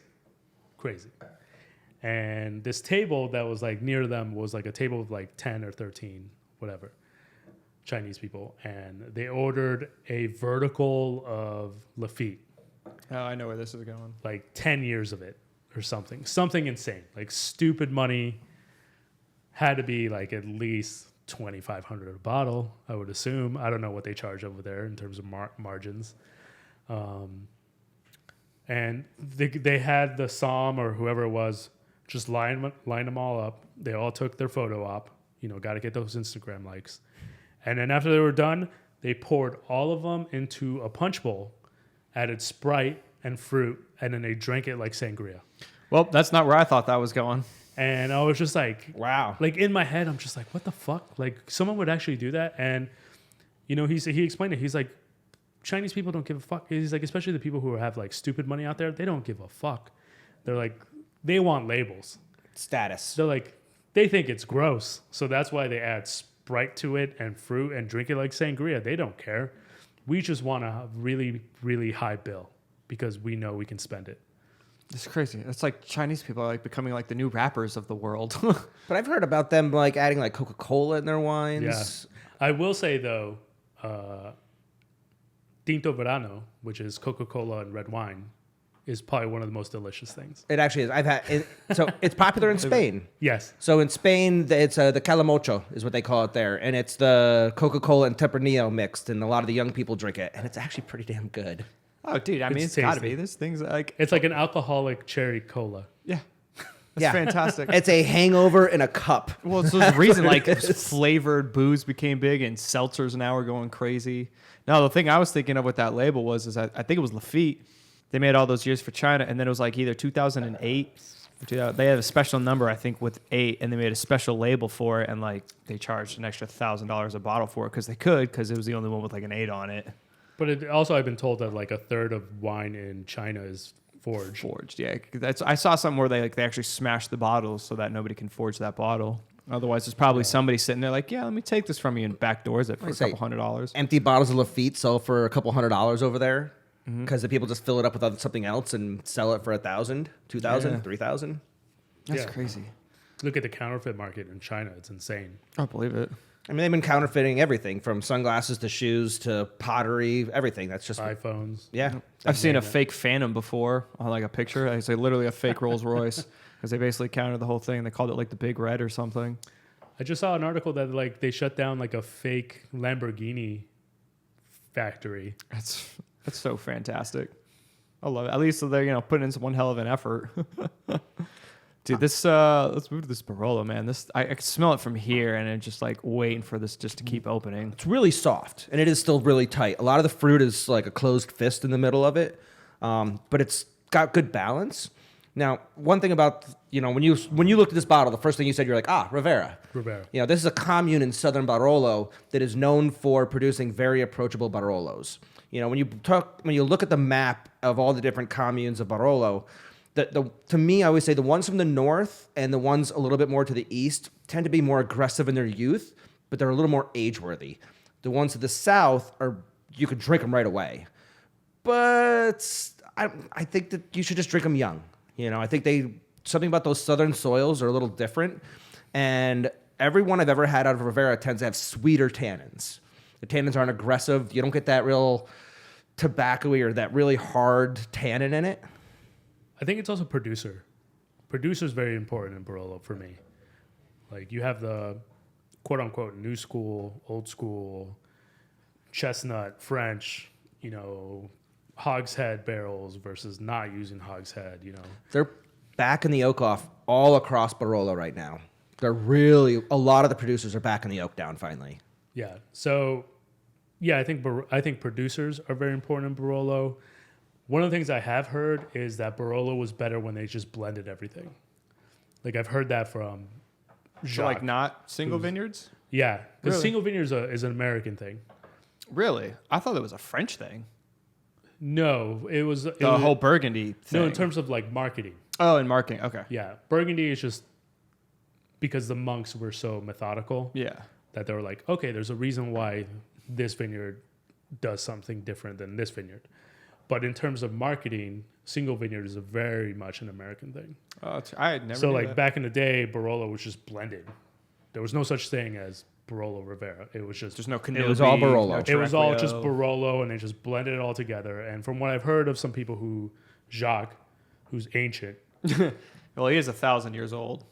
he has said, he's like, to be honest, I liked Barolo back when they just blended everything. Yeah. He's like, it balanced each other out. And there's a lot of producers out there who believe that philosophy is better because, and I forgot who it was, but they explained it, I think, very, very, very clearly to me. It's like, it's like Picasso when he was in his blue phase. He's like, not that it wasn't great, but you only have blue. Yeah. And he's like, if you take all the colors in the spectrum, I think you come with a better painting. So his argument was like, why would I only paint with black when I can paint with a rainbow? I guess And I was just like, I can see that. Totally. That totally makes sense to me. I was like, and he explained it also like cooking. He's like, why would I only use salt when I can use salt, pepper, cayenne, all these crazy spices in my cooking and just make my food so much better? He's like, not that I'm not that I'm against single vineyard because I think some single vineyards are really, really crazy. Like Burgundy is a perfect example of that. Single vineyard, Latache and Richebourg and all those crazy ones. You can definitely taste like that crazy nuance of why does me taking a step to the left so different from me taking a step to the right. I'm assuming it also has a huge factor of the grape. Like, not like Cabernet is really known for being that different, 5 feet left, 5 feet right kind of thing. But he did say, you know, he's like, I'd rather just use everything. He's like, I think it's... Another example is the field blends in Austria, I think, are some of the best wines. I guess it makes sense. I mean, if we love Canubi because it smells and tastes like roses and, you know, that little bit of tart, but you're getting that so predominantly. And then you have like the Paje and Barbaresco. I think that was the one that was all pine and everything. Well, now you put those two together, obviously from two different regions, but if you would put them together, and well, now you have like really cool, you have 3 different flavors or 3 different noses and so forth and so on. That's one of the magical things about Canubi, though, that we've talked about, is that's where all the soils mix. The soils of the south come together with the soils of the north, and there's one hill that actually contains all the soils of Barolo, and that's Canubi. Yeah. So Canubi's like the field blend. That's the McCormick seasoning. That's got all the spices already in it. You know, that's all together. That's the Laurie's Totally. of Barolo. Actually, what's the Old Bay seasoning? Old Bay. I'm an Old Bay junkie. Who's the chef who loves Old Bay? Is that I grew up in New Gordon York, man. Ramsay, We use Old Bay on everything. I use it on my corn. Homeboy from Moonfoko. Chang? Chang, yeah, he loves Old Bay. It's great. I mean, John knows when I do my grilled corn, I put olive oil on it and Old Bay seasoning, and I grill it on the grill. So good. Everyone's like, "Oh my god, what'd you do to this?" I'm like, "Old Bay." Yeah, Hey, we use it crab for all and the Old boils. Bay is Yeah. We did a crawfish boil a few months back, and it was the all Mexican Old Bay. version of Old Bay is chicken bouillon. Oh. We put chicken bouillon. So does that mean the Montreal steak is the white people version of that? Well, I guess Old Bay technically is already the white people version of that. Yeah. That's a Louisiana thing, isn't it? Old Bay. Old Bay? No, I think Louisiana's Laurie's. Is that Laurie's? I'm pretty positive. Seasoning makes salt. sense. Yeah. Yeah. So Yeah, where's for Old Bay? Mexicans is chicken bouillon. All right. No we way. put that shit on everything. Yeah. For college students, ramekin packets. Yeah. Yeah. I used to seriously. take that, put it on Oh. everything we ate. I used to eat ramen packets just straight. Oh my god. Get out of this country. Yeah, you might not want I to. am. You might not want to tell the people in Burgundy yeah. that. Yeah, I could just see them having that conversation and be like, what? They're getting on their private jets going, this crazy Mexican that just came from America. So going back to the wines, so one of the cool things I got taught, and I forgot who taught me this, and this is a perfect opportunity with the Riesling that we have from Piedmont and this awesome Barolo, was a good way to taste wine is to go back and forth between a white and a red Really? within the same region. So it would be like, okay. if it was Napa, it would be like Sauvignon Blanc and Cab. If it was Burgundy, it was like drink a Chardonnay and drink a Pinot. And he's like, you go back and forth, they open each other up. Huh. And it's like a cool way to taste. That's interesting. I was trying to get... So it's fun having you on. We obviously had Jason on at one point. And they were like showing like little things. Like I don't remember what it was, but I'm trying to remember. It was the breathe through the nose. And then you breathe out. Yeah, and you breathe out, and that gives you a better flavor profile. So- It's like saying spitting is actually better So for like tasting. the reason why that is so the way, I don't know the technical terms because I'm not whatever a nose doctor is called. I just know it as ENT. So when you breathe in, you use different sensors. And when you breathe out of your nose, you use different sensors. So the reason they teach you that is because one of the first things they teach you when it comes to deductive tasting is that 80% of it is in the nose. And I 100% believe that. What you smell is what you're going to taste. If you didn't have the sense of smell, you would taste very differently. Yeah. So the second you smell it, you're going to taste something that you already smelled. So that's why they tell you, like, when you taste, leave it in your mouth and breathe out, and it'll help you deduce that wine better because you're using different sensors within your nasal canal. Keep the wine in your mouth. Do you open your mouth a little and breathe out through your nose, or you just straight breathe out through your nose with your mouth shut? Just breathe out with your nose, Okay. and like you get those vapors that go the opposite way. It's crazy like how many techniques. Like I've heard somms that like shoot steroids into their nostril before their exam. That's interesting. I was wondering if like nose hair makes a difference too. Like people like shave it like 3 days before. I'm pretty sure that probably Like a swimmer that shaves before like a big match. Yeah. I saw a guy he did a waxing. His girlfriend did a wax up his nose and in his ear, and they yanked all of it out, and I just like cringed immediately because I got some fun. My nose hair matches my beard sometimes. No, yeah, I've heard of like injecting steroids into your nostril to like enhance it. I've heard of like drenching your nasal canal like with hot that water, little pour little thing. drip. I've heard of so many things that people do. So The one thing I like in my tasting groups when I try to like train people to taste for like they're certified is I was like, wake up in the morning and drink. That was my biggest thing is don't go into the exam dry because you need to open up your palate. You need to drink beforehand. Drink like a quarter of a bottle of red and drink like a quarter of a bottle of white. And I think you'll go into it perfectly. Don't drink coffee. Yeah. Don't smoke cigarette. Yeah. I will say one of my favorite pairings of all time. So when I worked at R&R, we had a day where we took the entire staff, because originally it was supposed to be like a high-end upscale wine bar. It's not anymore. But we had like 900 bottles or something, and they took us to Southern because we pretty much had an all-Southern menu. And Southern brought all the wines that we had. We were supposed to have like 60 staff go, and they were going to sit us down and try every single one of the wines. So they had 4 bottles of every single thing that we had, which I'm not kidding, it was like 180 wines were out. And only like 20 of us showed up. Like we took like 3 cars to get there.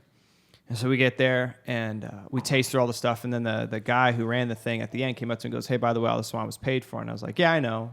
And he goes, "No, like it was paid for, like it's yours." I'm like, "Oh shit, it's ours?" He goes, "Yes, hold on." So we had Taylor Fladgate's 10, 20, 30, 40 vintage ports amongst all the wines. So I literally brought the crates, like milk crates out, and we're just stuffing bottle after bottle after bottle. I got like a bunch of Atchibald Ferrer, single vineyard Malbecs, all this great stuff. And so I took all the ports home with me because nobody wanted them. So I went to my dad's house with a 40-year Tawny port. I was like, "Here, this is yours. We're going to open this tonight because, whatever." He's like, "Oh, that's so nice of you." And I was taking the cigar and literally dipping it in, like the end that I would smoke, into the port. And he's sitting there like, "The fuck are you doing?" I'm like, "The bottle was free. I'll do what I want." So I'm sitting there dipping it and then smoking through that thing for, the whole night. And it was seriously one of the best tasting cigars still to this day I've ever had. Yeah, my dad used to do that. My dad used to dip. He used to be a big cigar smoker, and then he stopped. But he used to dip it in port and then smoke it. Dude, it really I get how Swisher Sweets probably became really popular. Somebody was like, "That's a great idea. I'm going to make a cheap, crappy version of that." I figured I'd go ahead and just pour this and let it open up a little bit. Yeah. I mean, it's a 15-year-old Riesling at this point. Yeah. So, I mean, the color alone looks like, like you just ran a marathon and just took a leak. Like it's that deep gold straw color. Oh, God, the name on this thing. John, come on. All right, here we go. Ready? Hold on. I want to show this. So this is Donhoff, which is probably one of the best Riesling producers. Skurnik wine. Skurnik wine. Skurnik. It's probably not even Donhoff. It's probably like Donhoff or something. All right. Donhoff. Yeah, Donhoff. I don't know. Maybe.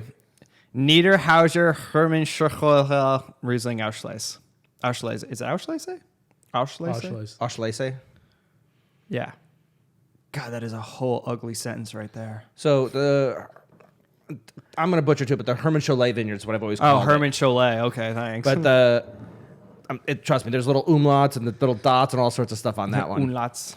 But that is like the gold standard of Riesling vineyards in the Langhe, from what I was told. Yeah. You'll learn this. No, Mosel is one of my favorite regions. It's funny. So wait, is Langhe Mosel? No, I'm just saying in general. No, there's Langhe, Mosel. There's like 18 regions in Germany, but obviously nobody knows any of them. Yeah, besides Mosel. It's Mosel. There's one other one, Rheingau. There's the Pfalz. There's Rheingau. There's Rheingau. I think that's the one I was thinking of. Those are like the 3 I can think of. So it's funny. So like one of the first wines I remember that was like a holy shit moment was Austrian Zweigelt. And the second wine that was like a holy shit moment was German Riesling. How's Riegel? Because we drank it one time. It's kind of a basic wine. Maybe just because we had a basic version of it. So Zweigel is a hybrid grape that is a cross between two grapes. To me, the best way I describe it for someone who doesn't know wine is I consider it like a heavier body Pinot. Okay. That's kind of how like we thought it was like a Merlot without tannin or like a Beaujolais with a little more body to it. Yeah. So I think that's the best way to describe it. But I couldn't tell you the producer. I couldn't tell you. This was like way back in the day. I had this bottle and I was like, holy shit, this is actually really damn good. And then the second bottle that I had, I was like, holy shit, this is actually really damn good, was a Riesling from Germany. I couldn't tell you where it was from. I'm assuming probably Mosel. And like you mentioned earlier, like a Somm's career begins with Riesling and ends with Riesling.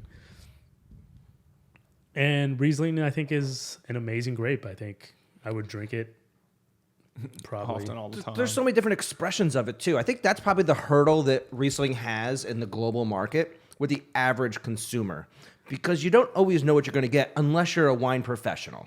I know when I'm getting a Langhe Riesling, I'm pretty sure I know what I'm getting. If I'm getting something from Donhoff, I got a good idea of what I'm going to get, depending on whether it's one of their single vineyards, whether it's just their ordinary straight one. If I'm getting Chateau Saint Michel, I know what I'm getting. But the average person goes, "Oh, I like Riesling." Then they get it and they get this. They're going, "Oh, fuck, I don't like Riesling." And they get that and they go, "Oh no, I don't like Riesling." There's such diversity.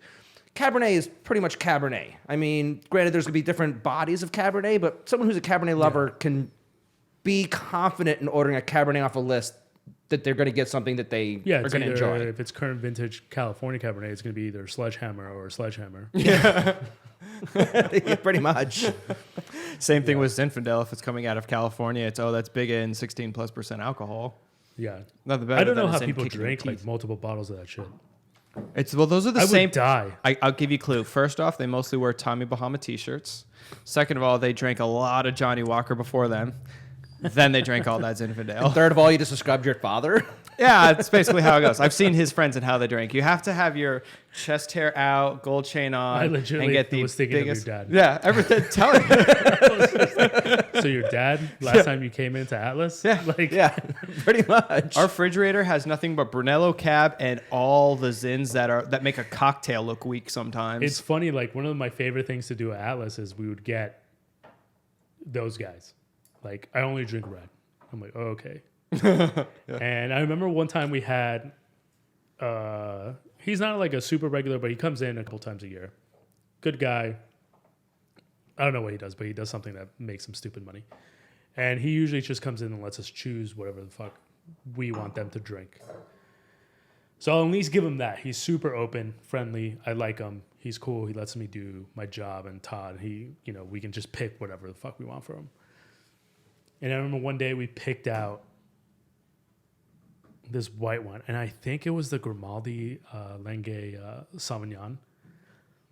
And I think he drank like 2 bottles by himself because he was like, "What the fuck is this?" And we're like, "It's really, really good, and it's really, really cheap."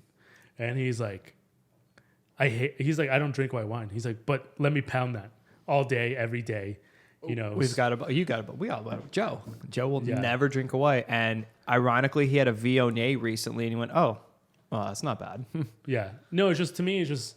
Because the people he hangs out with have always drank Rumbauer, and he probably didn't like Rumbauer. No. So instantly in his head, he goes, "I don't like white wine," and he just drinks cabs. To me, one of the biggest annoyances for me when it comes to being a Somm is when people's like, "Oh, well, I had this one Chardonnay, so therefore I fucking hate Chardonnay." I'm just like...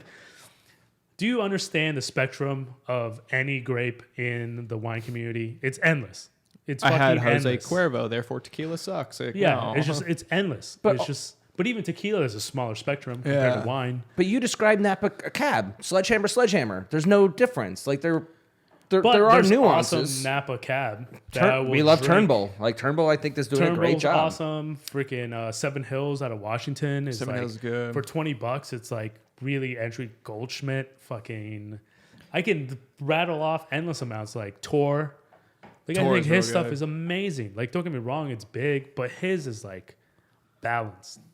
It's not a sugar Yeah. bomb. It's not. Dude, that Lapiche is the fantastic. Lapiche, yes, it's crazy good for $50 for being a Napa cab, which is like, for me, a $50 Napa cab is fucking cheap. Well, I poured that one for you that we Yeah. had. I think you maybe had a little that Malbec from Sidaro. They only made it in 2007. It's one of the best Malbecs I've ever had. It was a $30 bottle when I was there, and it comes from Coombsville. We're like, yeah, we did But this it's one year. just, like there's just the spectrum out there for anyone. Napa Cab or Napa Chardonnay or Burgundy or whatever. The spectrum is so huge. You can't possibly just negate a whole region just because you had it one time and you didn't like it. It's funny because I was literally just going to ask as a somm, and then also in a fine dining sense, like what is the most annoying thing that you get? Something that's like, it's not even, you can't even do anything about it. Like decisions made, that's ingrained into it. Like you can't tweak an opinion. Like you're just like, that sucks, and there's nothing I can do about this. To be honest, there's really not much. Like whatever, the Napa guy is going to drink his Napa wine.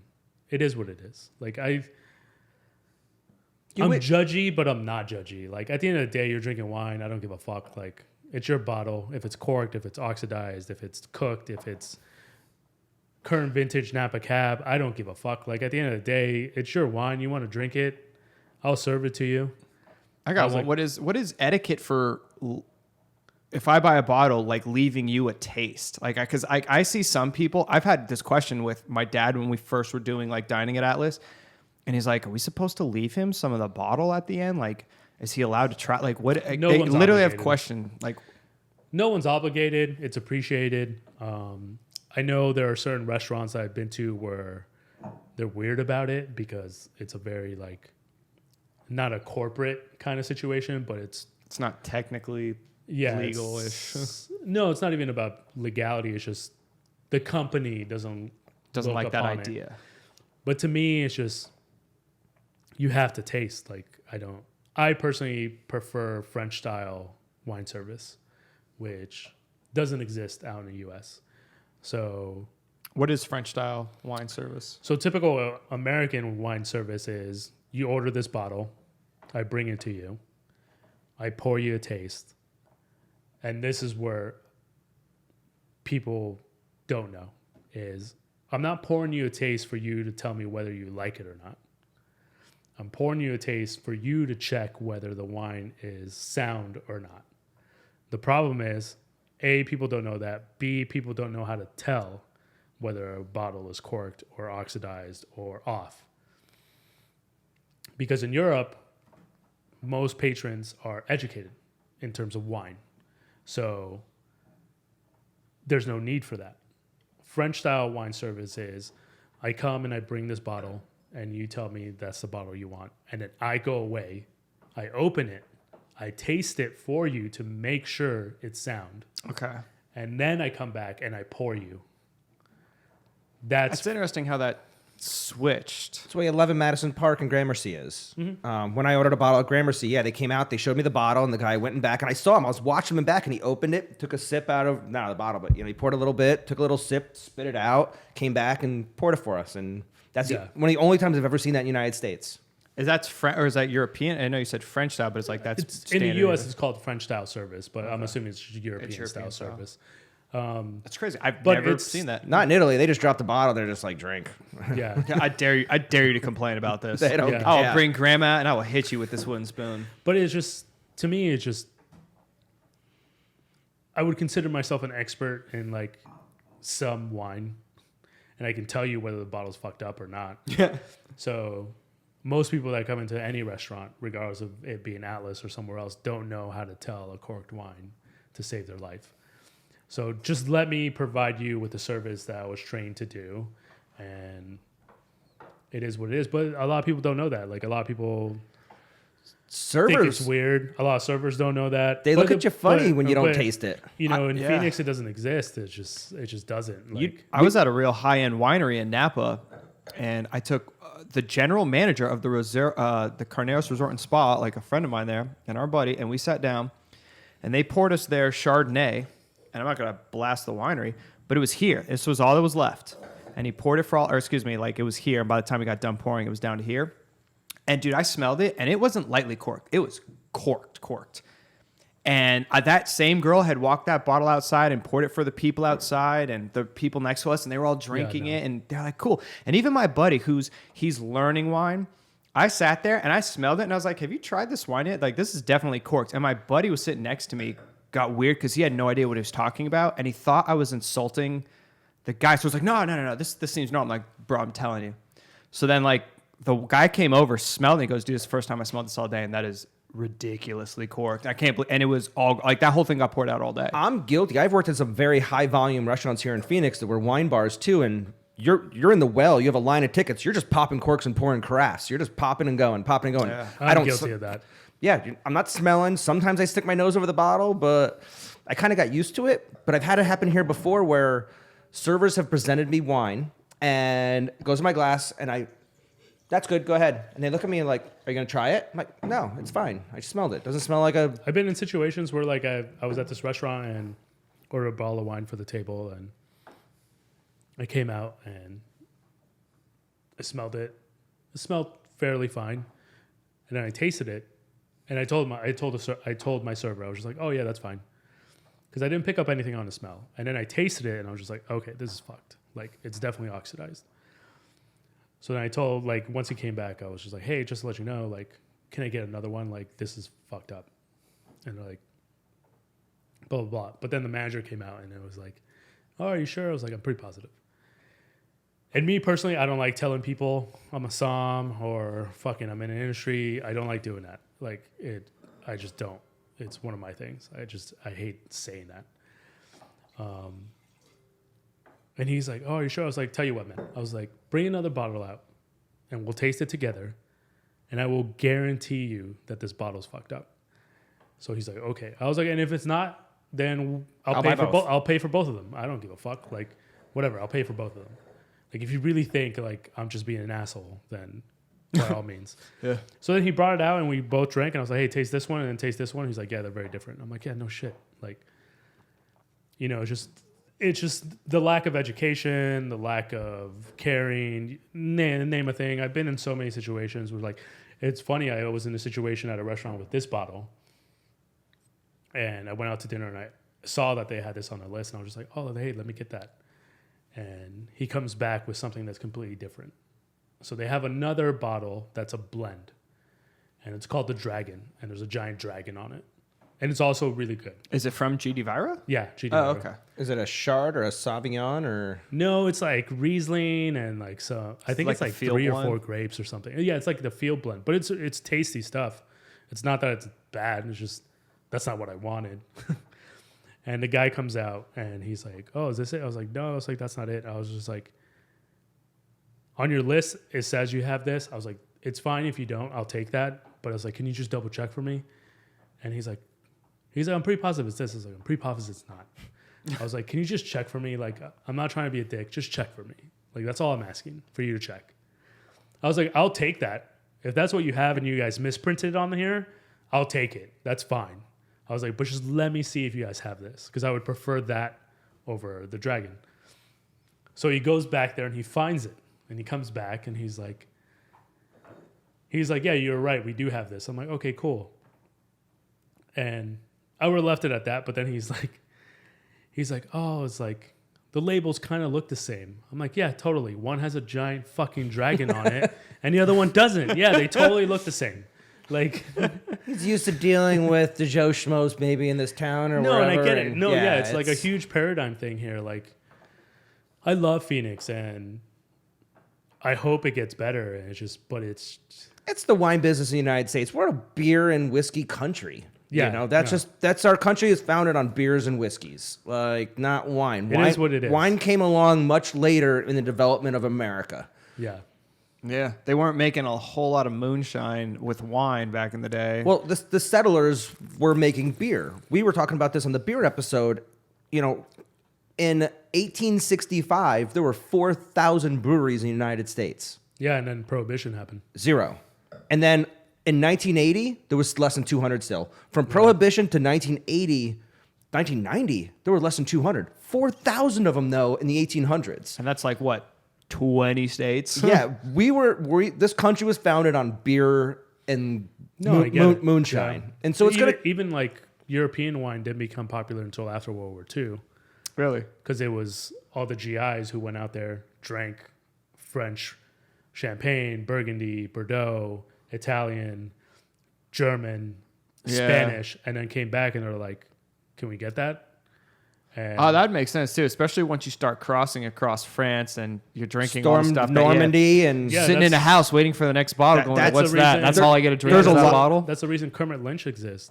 Really? Yeah, because his clientele were all ex-World War II vets who wanted French wine. That's crazy. There's a ton of stories of the GIs or the Marines or whatnot in World War II that were all in farmhouses and winery farmhouses just crushing wines over there. And they could have been drinking like Grand Cru Burgundy. Well, I do love that at the very end of Band of Brothers from HBO, the very last after they defeat the Germans and they go up to the Hawk's Nest, they go down to Goebbels' house and they're like, listen, I put a guard here. Here's the deal. You go in and grab the few things that you want, and then the soldiers can get. And it's that like 50,000 deep bottle wine cellar. And that's all they're doing is just sitting at the Eagle's Nest, just crushing wine.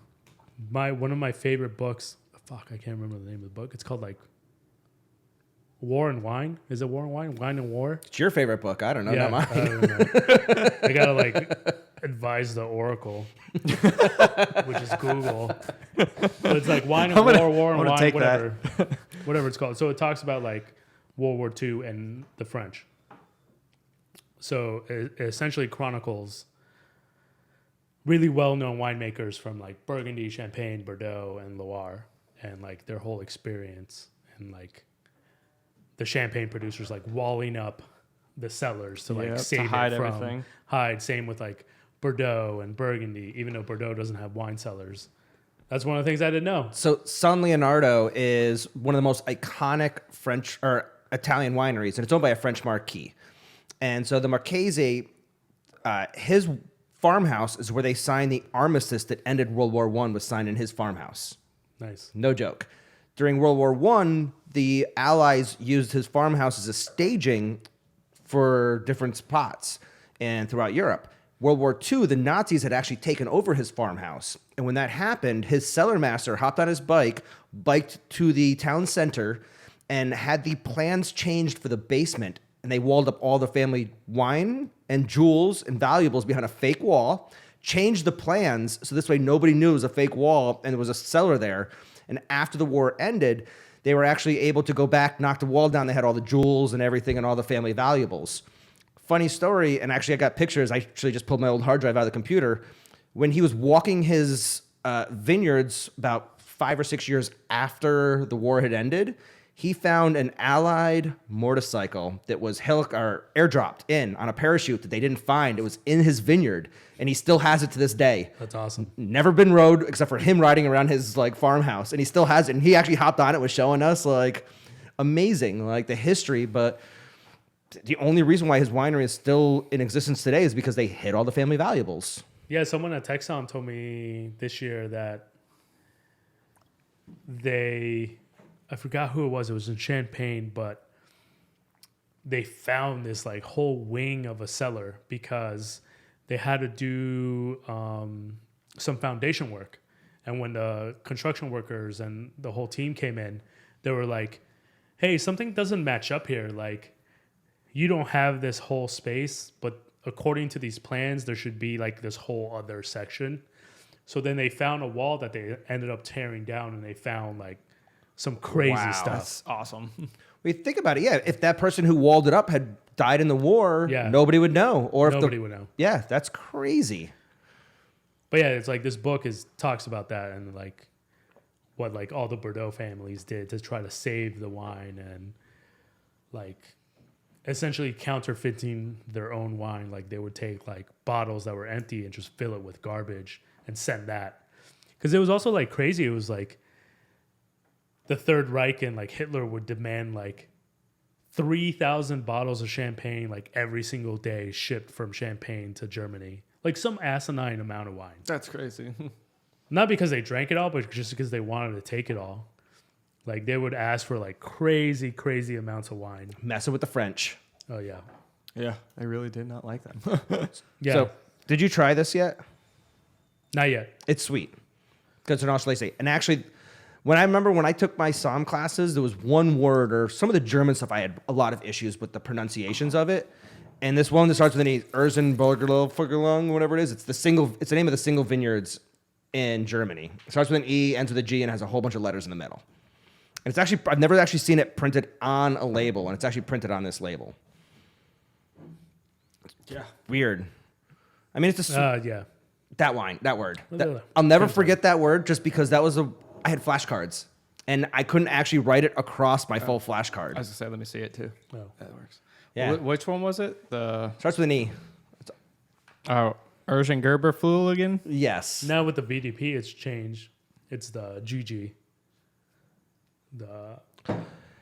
I'm glad that Europe's they're adapting. They're adapting to different laws. They're adapting to each other. They're adapting to global warming. They're planting other varietals. They're not stuck in the rut. And I do appreciate that. I think definitely Germany is the most progressive. Like Burgundy, Bordeaux, you're still stuck in like the traditions. France as a whole, you're stuck in the traditions. But I just posted articles on my Facebook how there's French producers that are backing the oak off. There's people that are like, you know what? I could tell that from the 1985 to 1999, we had this winemaker and they used 200% oak on it. And we're done with that because you can't taste the wines. It hides all this stuff. And you're starting to see this globally where they're backing oak off. Once again, Piedmont's doing it with Barolos. I know Burgundy and Bordeaux's doing it. We were just talking, I just read an article about Australia is trying to get away from Shiraz, and there's a lot of producers that are making Syrah down there. Less oak, less distraction. They're making more of a French-style, Rhone-style Syrah, and they're actually calling it Syrah out of Australia, which is kind of crazy, but you know what? They're adapting. Yeah, I mean, it's all you can kind of do right now. So everybody's going to have to. Plus, if you've been doing the same thing forever and nobody's buying it anymore, you got to swing out and do something totally different. But I think tradition is just doesn't exist. Like Not at the anymore. end of the day, it's just eventually just time moves forward. Yeah, and then you get a new generation stepping in and not wanting to do what their parents did. I mean, wanting to kind of lay their own groundwork. You're right, though. I think you're really right about one thing: is tradition is dying, and I don't think that's a bad thing. 4 generations ago was the Civil War in this country. It's really not that long ago. But I think even with wine, it's just look all the like well-known producers now were the founders of biodynamics and not using fertilizer and not using chemicals, and now it's the norm. Yeah. Rudolf Steiner, Yeah, just that. the founder of biodynamics, I believe. Yeah, just Burgundy is a great example. It's like Burgundy is stuck in tradition, but biodynamics didn't exist in Burgundy up until 20 years ago. Well, there's a lot of studies where they've talked about how some of these wineries realized that with all the chemicals, the birds went away, the bees went away, the life went away. And granted, they didn't have the weeds or whatnot they were trying to kill, but the life went away from the vineyards. And that was the point of bringing the biodynamics in, because it brought the life back to the vineyards and the heart and the soul of the vineyards. Yeah. And it's a living, breathing organism. The whole entire terroir thing is actually a real thing. Yeah, and now you have natural wine, which is a child. Garbage. I don't think it's garbage. I think it's a niche. I correlate it to IPAs. I think it's the best way to correlate it. Like IPAs a couple years ago was not about balance, not about good IPAs. It was about all the hoppy bitterness you can get. how much, what is it, IPUs? Yeah. It's like, how many IPUs can I put in a beer?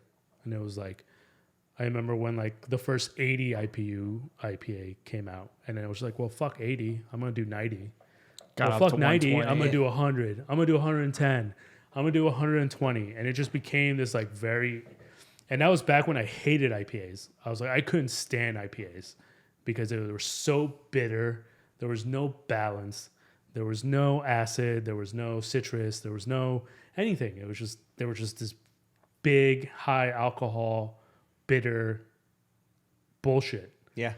And then now they realize they're like, well, we can't just do that. Yeah. So now you have New England style, hazy, all the stuff. Like even the Lactose regular and- IPAs are like, yes, we have 90 IPUs, but we're also balanced with everything else. I think natural wine is kind of in that state. They went from we want to do the complete opposite of the spectrum of we're only going to harvest when it's a full moon. We're only going to do super, super minimal sulfur. We're going to do all this stuff. And you get those natural wines that just literally smell like a fart. A Oregon bum. Yeah. Literally on that one. Yeah. But it was just, I still don't like those natural wines just because I think it's too much for me. But there's a lot of natural wines that I like Brock Cellars, like Sparkling Chenin Blanc, I think is one of my favorite wines. And that's a natural sparkling wine. It's practically, it's a pet nat. I was just going to say it's a pet nat. Yeah, but it's delicious. And I would crush that all day. But he's doing it the right way. Like, I think they're finally starting to come back. They finally realize, like, hey, we don't really need to go this extreme. Let's taper it back a little bit more. Let's find that balance. Let's find, good tasting wine, and we'll make that happen. But like, I mean, even Burgundy is technically a natural wine. You can't water it. You can't use fertilizer. You have limitations on when to harvest, how to harvest. It's technically a natural wine. I was like, but now natural wine has become this very niche thing that unless it tastes like a Portland homeless person, they don't consider it a natural wine. But like this, I would consider a natural wine because he doesn't do anything to his vines. It's funny how that works. So one kind of last question as we're kind of coming up on time. I know you've drank a lot of great wines over the years, and I know you've drank a lot of affordable wines. For the people out there listening, what are some of the best value wines you've ever had? Or if someone who's listening to this is like, all right, I have a budget of $20 to buy on a bottle of wine. Where should I go? What varietal? What producer? Like, what's the one of the best values you've ever come across, or that you would go buy yourself besides maybe the Rieslings or some of the things on the table? I think Austria. Like Austria is just so affordable. For whites or reds? Both. Like Zweigelt, which I mentioned earlier, Austrian Riesling, Austrian Gruner. We had that Pinot Noir the other night that was killing. It was $15. We had an Austrian Yeah. Pinot Noir Holy the crap, other night it was that was so good. No, yeah, Pinot, unbelievable. like Crazy Creatures from Soria's yeah. book. Fantastic. From Circle Vino. I think at AZ Wine, we sold it for like 22. I remember that thing. 21 maybe. It was so it's good. crazy I'll good. order it every time I see it on a list. Yeah, 100%. I think Italy has really good value in terms of whites specifically because they don't have to pay anything for land or labor. So like that Grimaldi Sauvignon, which is like a $22 bottle, is a killer bottle of Sauvignon from Italy. Some of the stuff that comes out of Sicily, some of the Etna Rossos are unbelievable. Yeah. Nerello Etna, Mascalese. God, I just found out. I'm totally spacing out on this now. I mean, we're leaning into that to the European area. Huge producer out of Italy, does Barolos, does Fontana Fredda, Grimaldi, Gaia. So I found out Gaia actually bought land in Etna because they're going to start producing Etna Rossos. But yeah, Etna is a great, value. It's there's a lot of poor areas around Sicily. Yeah. And a lot of that land has been paid off. The families owned it generations they ago. don't have to pay land. So it doesn't cost Yeah. much to produce the wine. I think Spain is still a value country. Like even yes, there's like the crazy high end Riojas and so on on and so Gill's forth. like $15, and it's He's Gomez Cruzado Crianza is like 25. Yeah. He keeps talking about all these European countries, I mean, I think in domestically, you can still find some Napa stuff, but it's a search. I think Oregon has started to move up the price point, but I think you can still find really, really good Oregon stuff for really, really cheap. From what I've heard, Lake County, but I haven't had a lot of Lake County stuff. they're growing too much weed up there now anyways. Yeah. Mendocino area. Yeah. I had a buddy who bought a piece of property up there, and he just bought a piece of property and just left it alone for a few years. He went up there to check it out, and there's like random people living on his property now, and weed everywhere. Like he's like, what? Squatters. But I think Washington's a good value, especially if you like Napa stuff. Like you can get really big, You're right.